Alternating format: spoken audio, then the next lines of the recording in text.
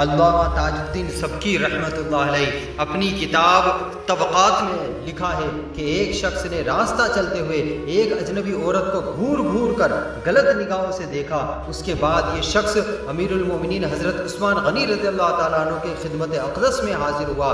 اس شخص کو دیکھ کر حضرت امیر المومنین رضی اللہ تعالیٰ عنہ نہایت ہی پر جلال لہجے میں فرمایا کہ تم لوگ ایسی حالت میں میرے سامنے آتے ہو کہ تمہاری آنکھوں میں زنا کے اثرات ہوتے ہیں۔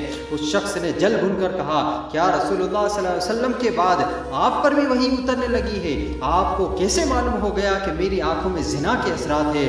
حضرت عثمان غنی رضی اللہ تعالیٰ عنہ نے ارشاد فرمایا، میرے اوپر وحی تو نہیں نازل ہوتی، لیکن میں نے جو کچھ کہا ہے یہ بالکل ہی حق اور سچی بات ہے، اور خداوند قدوس نے مجھے ایک ایسی فراست عطا فرمائی ہے جس سے میں لوگوں کے دلوں کے حالات و خیالات کو معلوم کر لیا کرتا ہوں۔